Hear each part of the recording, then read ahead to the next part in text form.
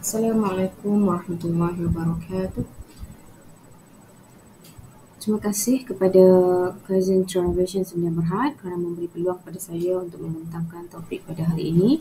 Dan topik saya hari ini adalah faktor-faktor cubaan bunuh diri, satu kajian kes menurut Kaunseling Perspektif Islam. Nama saya Nur Hikmah Mubarak Ali, pensyarah di Universiti Islam Antarabangsa Sultan Abdul Halim Muazzam Shah, Kuala Kedah, Kedah.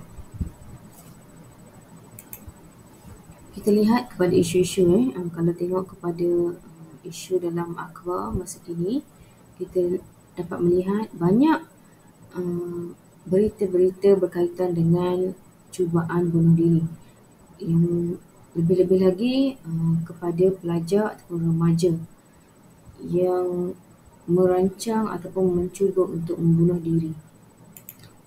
Perkenalan, menurut laporan Kementerian Kesihatan Malaysia 2022, kes bunuh diri di Malaysia dah meningkat sebanyak 81% pada tahun 2021 hingga 1,142 kes berbanding 631 kes pada 2020. Dan jumlah tersebut adalah berdasarkan rekod PDRM yang turut melaporkan 467 kes bunuh diri dalam tempoh 6 bulan pertama dalam 2022.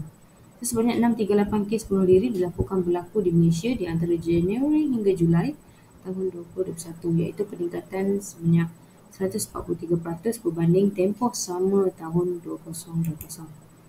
So kalau tengok pada laporan Kementerian Kesihatan Malaysia 2021, bunuh diri adalah di antara 10 penyebab utama kematian di dunia dan penyebab keempat kematian bagi mereka yang berumur 15 hingga 29 tahun.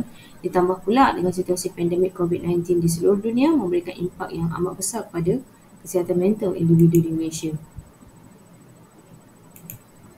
Faktor sosial dilihat menyebabkan tekanan yang terlampau, antaranya hilang pekerjaan atau sumber pendapatan, dan isolasi daripada rangkaian sokongan keluarga dan sahabat handal juga boleh memberi kesan pada sesetengah individu yang berisiko tinggi untuk mengalami masalah kesihatan mental termasuk kemurungan. Jadi sekiranya kemurungan ni gagal dikenalpasti dan dirawat dengan baik, dan ia berisiko untuk tingkah laku bunuh diri. Jadi tingkah laku bunuh diri ni dia meliputi idea, rancangan, cubaan dan kematian akibat tindakan bunuh diri.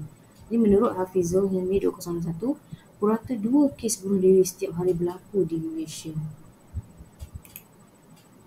Kajian yang dilakukan oleh Abdul Rashid Abdul Aziz dan Nur Hamizah Abdul Razak 2021 juga menunjukkan statistik kes bunuh diri di Malaysia mengalami peningkatan yang mendadak, dan kajian beliau juga melihat pada tahap idea dan pemikiran bunuh diri dalam kalangan golongan muda yang terdiri daripada pelajar. Kajian yang dilakukan melibatkan 120 responden mendapati tahap pemikiran responden ke arah bunuh diri dan memerlukan intervensi dari kaunselor maupun psikiatri.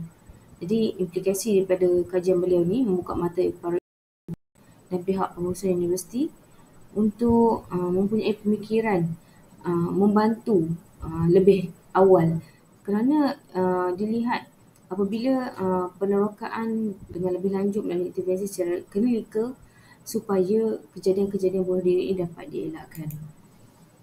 Kajian yang dilakukan oleh Siti Norma Aisyah dan Saleh Ahmad juga bertujuan melihat pengetahuan dan kefahaman pelajar dan sebuah kolej terhadap niat bunuh diri. Jadi hasil kajian pun menunjukkan responden mempunyai pengetahuan dan kefahaman tentang niat bunuh diri, dan niat tersebut wujud dalam diri responden sejak zaman persekolahan lagi. Jadi dapatan kajian ni nak menunjukkan faktor tekanan luaran dan dalaman yang menyebabkan responden mempunyai niat bunuh diri tersebut. Bunuh diri menurut perspektif Islam. Ulama fiqh bersepakat bahawa bunuh diri hukumnya haram dan dianggap sebagai dosa besar setelah syirik. Seperti mana firman Allah Subhanahu wa ta'ala dalam Quran surah Al-An'am ayat 151 yang bermaksud, kata, marilah supaya aku bacakan apa yang telah diharamkan oleh Tuhan kamu kepada kamu, iaitu janganlah kamu sekutukan dengan Allah sesuatu pun, dan hendaklah kamu membuat baik kepada ibu bapa, dan janganlah kamu membunuh anak-anak kamu kerana kebapaan. Sebenarnya kamilah yang memberi rezeki kepada kamu dan kepada mereka, dan janganlah kamu hampiri kejahatan zina yang terang daripadanya dan yang tersembunyi, dan janganlah kamu membunuh jiwa yang telah diharamkan Allah membunuhnya melainkan dengan jalan yang hak yang dibenarkan oleh syarak. Dengan yang demikian itulah Allah perintahkan kamu supaya kamu memahaminya. Dan ditambah lagi dengan hadis Rasulullah SAW yang bermaksud, telah bercerita kepadaku Muhammad berkata, telah bercerita kepadaku Jarir dari Al-Hasan, telah bercerita kepada kami Jundab bin Abdullah di masjid ini, dan kami belum lupa sejak dia bercerita, dan kami tidak khawatir bahawa Jundab berdusta atas nama Rasulullah SAW. Dia berkata, Rasulullah SAW bersabda, ada seseorang di antara umat sebelum kalian menderita luka-luka, Tapi dia tidak sabar lalu dia mengambil sebilah pisau kemudian memotong tangannya yang mengakibatkan darah mengalir dan tidak berhenti sehingga akhirnya dia meninggal dunia. Lalu Allah Ta'ala berfirman, "Hambaku mendahului aku dengan membunuh dirinya, maka aku haramkan baginya syurga." Hadis riwayat Bukhari nombor 3204. Okey, metodologi kajian ini, mereka bentuk kajian adalah kualitatif dengan menggunakan kajian kes. Temu bual dilakukan bagi memahami dengan lebih mendalam pengalaman yang dilalui oleh responden, dan antara panduan temu bual yang pengkaji sediakan sebelum temu bual bersama responden adalah apa yang mendorong anda untuk bunuh diri, apa reaksi keluarga terhadap anda, apa yang menimbulkan kerumitan dalam kehidupan anda, apakah implikasi pada ahli keluarga setelah anda cuba membunuh diri. Walau bagaimanapun, panduan soalan ini tidak terlalu terikat dan perlu fleksibel berdasarkan respon diberikan oleh responden dan kesediaan mereka untuk meneruskan perbualan.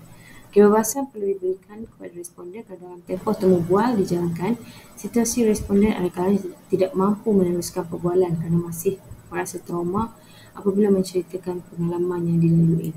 So, dapatan kajian mendapati ada beberapa faktor yang menyebabkan beliau cuba untuk membunuh diri. Yang pertama adalah faktor keluarga, yang kedua putus tunang, yang ketiga gagal dalam akademik, dan yang keempat terpengaruh dengan media yang menyebarkan berita bunuh diri.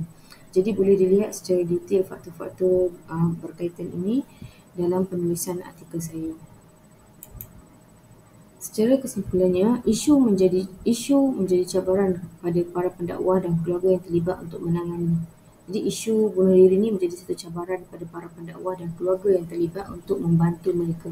Dan isu ini sebenarnya semakin parah bila masyarakat tidak mengambil kisah mengenai insan-insan yang cuba untuk membunuh diri dan terus melabel mereka sebagai manusia yang tiada agama dan perlu dijauhi.